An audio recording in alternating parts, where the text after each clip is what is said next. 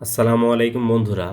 Microsoft office ওয়ার্ডের আজকের 3 number ক্লাসে আমরা শিখব হোম মেনুর ক্লিপবোর্ড ব্লকের ফরম্যাট পেন্টার টুলসটি সম্পর্কে। তো ফরম্যাট পেন্টার টুলসটির কাজ কি সেটা যদি আপনারা জানতে চান, আপনারা একটু এখানে খেয়াল করলেই বুঝতে পারবেন যে ক্লিপবোর্ড ব্লকে কাট কপি পেস্টের সাথে ফরম্যাট পেন্টার টুলসটি রয়েছে। অর্থাৎ এর কাজের সাথে কপির কাজের অনেকটাই সাদৃশ্য আছে। যেমন কপির কাজ হচ্ছে সে যে কোনো লেখাকে কপি করে, অর্থাৎ এক জায়গায় থেকে কপি করে অন্য জায়গায় নিয়ে বসায়। তো ফরম্যাট পেন্টারের কাজটাও ঠিক একই রকম, তবে একটু ভিন্ন। সেটা হচ্ছে কপি লেখাকে কপি করে, কিন্তু ফরম্যাট পেন্টার লেখার ফরম্যাটিংকে, অর্থাৎ লেখার ডিজাইন বা স্টাইলকে কপি করে। তো এই বিষয়টা যদি আপনারা একটু ডিটেলসে দেখতে যান, তাহলে আমরা দেখুন আপনাদের সুবিধার জন্য এখানে একটা এসে রেখেছি। এই যে একটা লেখা ইন্ট্রোডাকশন, এই যে এটা একটা প্যারার নাম। এই যে লেখাটা দেখুন, এটাকে আমরা বোল্ড করছি, আন্ডারলাইন করছি। আবার ধরুন এই যে একটু কালার চেঞ্জ করলাম। এই জিনিসগুলোকে ফরম্যাটিং বলা হয়। হ্যাঁ, এই জিনিসগুলোকে ফরম্যাটিং বলা হয়। তো নিচের যে প্যারার নামটা, এটাকে কিন্তু আমরা খুব বেশি ফরম্যাটিং করে নেই, শুধু বোল্ড করছি।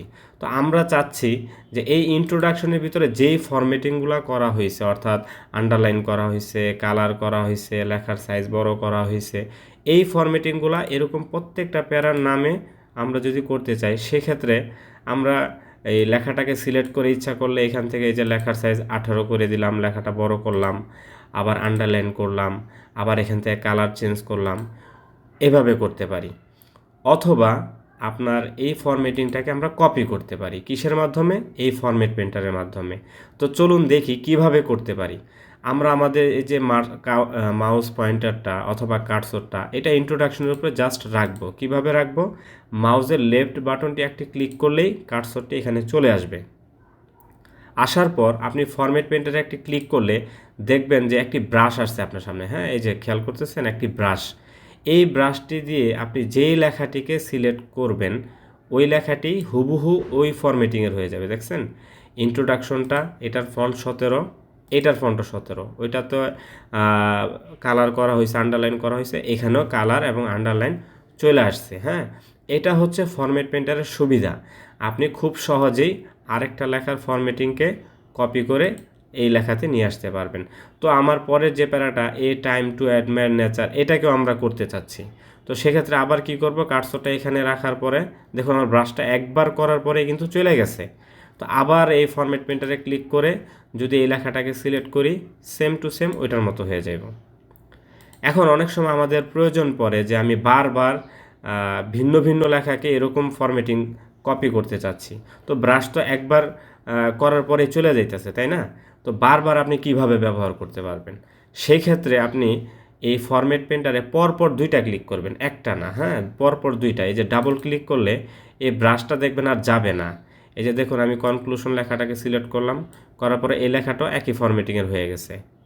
কিন্তু আমার ব্রাশটা দেখুন, ব্রাশটা কিন্তু আর যায় নাই। এখন এই ব্রাশ দিয়ে যে আমি উপরের এই রচনার যে নামটা, এটাকে সিলেক্ট করি, দেখবেন এটাও হুবহু এটার মতো হয়ে গেছে।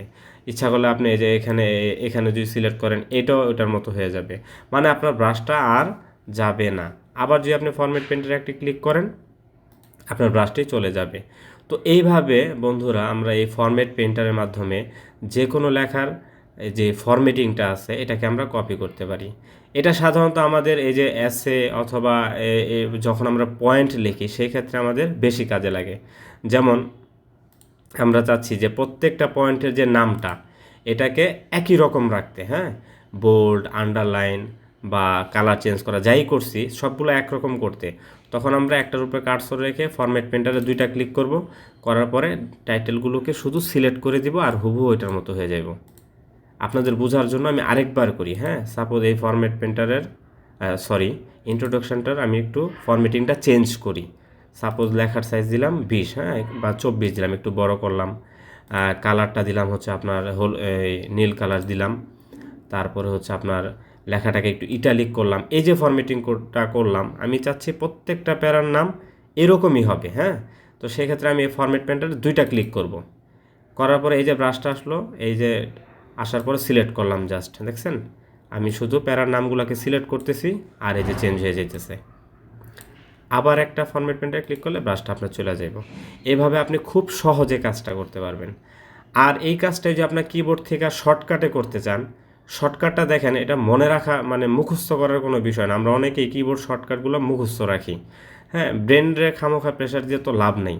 আপনি যদি ফরম্যাট পেন্টার উপরে কার্সরটা ধরে রাখেন, দেখেন শর্টকাটটা চলে আসছে। আপনার কন্ট্রোল শিফট সি দিলে ফরম্যাটিংটা কপি হবে, আর পেস্ট করতে হলে কন্ট্রোল শিফট ভি চাপতে হবে। এই যে দেখুন, আমি এই যে এসে এই ফরম্যাটিংটাকে কপি করতে চাচ্ছি, তাহলে এখানে কার্সরটা রাখার পর কিবোর্ড থেকে কন্ট্রোল শিফট সি চাপ দিব। হ্যাঁ, চাপার পরে এটা কপি হয়ে গেল ফরম্যাটিংটা। এখন বসাবো কোথায়? সাপোজ এই ইন্ট্রোডাকশন লেখাটার উপরে। এটাকে সিলেক্ট করার পরে কন্ট্রোল শিফট চাপ দিয়া ধইরা রেখা বি চাপ দিব। দেখুন এটা কিন্তু ফরম্যাটিংটা চেঞ্জ হয়ে গেছে। আবার এটাকে কন্ট্রোল শিফট সি দিয়া কপি করলাম।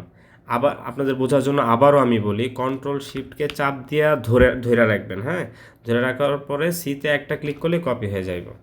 তারপরে যে লেখাটাকে আবার ফরম্যাটিং চেঞ্জ করতে চাচ্ছেন, ওইখানে এসে কন্ট্রোল শিফট ভি প্রেস করতে হবে, হয়ে যাবে। তো আশা করি আপনারা এই ভিডিওটা দেখার পরে খুব সহজেই ফরম্যাট পেন্টারের কাজটা করতে পারবেন। এবং এই ফরম্যাট পেন্টার আপনাকে দেখবেন ঘন্টার পর ঘন্টা সময় সেভ করে দিবে। যখন আপনারা বড় বড় কাজ করতে যাবেন, 10 মিনিটের একটা কাজ দেখবেন যে 4 মিনিট 5 মিনিটে হয়ে গেছে। একটা টুলস না জানার কারণে আমাদের অনেক সময় নষ্ট হয়, যেটা আমরা বুঝতে পারি না। তাই আমরা অবহেলা না করে মাইক্রোসফট অফিস ওয়ার্ডের প্রত্যেকটা টুলস মনোযোগ সহকারে দেখব। একটা ভিডিও দেখে হয়তো আপনার 5 মিনিট সময় নষ্ট হলো, কিন্তু পরবর্তীতে প্রতিটা কাজে আপনার 5 মিনিট সময় সেভ সেভ হবে। তাই আপনারা ধৈর্যহারা না হয়ে আমাদের ভিডিওগুলো মনোযোগ সহকারে দেখবেন। আর কোনো বিষয় যদি না বুঝেন, হ্যাঁ, সেই ক্ষেত্রে আপনারা আমাদেরকে কমেন্টে জানাবেন। পরবর্তীতে অন্য একটা ভিডিও দিয়া আপনাদেরকে এই সমস্যাটা আমরা সমাধান করে দিব। এবং এই চ্যানেলের এই ভিডিওগুলোর মাধ্যমে ইনশাল্লাহ আপনাদের এমএস ওয়ার্ডটা আমি এমনভাবে কমপ্লিট করে দিব যে এরপরে আর আপনাদের অন্য কোথাও গিয়া শেখা লাগবে না, এখান থেকে পারফেক্টলি পাবেন। আর আপনারা হয়তো জানেন না, কখনো আপনারা হয়তো প্র্যাকটিক্যাল ওরকম বড় ধরনের কোনো কাজ করেন নাই, এমনও টুলস আছে মাইক্রোসফট অফিস ওয়ার্ডে যেটা না জানার পরও আমরা সব কাজ করতে পারি। হ্যাঁ, বছরের পর বছর কাজ করতেছি, কোনো প্রবলেম হচ্ছে না। প্রবলেম হবে কি করে? আপনি তো বুঝতেই পারতেছেন না যে প্রবলেম হইতেছে। যেই কাজটা আমার লাগবে 10 ঘন্টা, আপনি ওই কাজটা করবেন 15 ঘন্টায়। এই যে 5 ঘন্টা সময় নষ্ট হলো, এটাও তো একটা অসুবিধা। এটা তো আমরা জানি না যে এটা 10 ঘন্টায় করা সম্ভব, এই জন্য প্রবলেম হয় না আমাদের। তো আপনারা আমার এই ভিডিওটা দেখার পরেই বুঝতে পারবেন, আরও আমাদের যে ক্লাসগুলো আছে এগুলো দেখার পরে বুঝতে পারবেন যে আপনাদের সমস্যাগুলো কোথায়। এবং আশা করি ইনশাল্লাহ আপনারা সমাধানও পাবেন। আশা করি আমাদের সঙ্গেই থাকবেন, ভালো থাকবেন। আসসালামু আলাইকুম।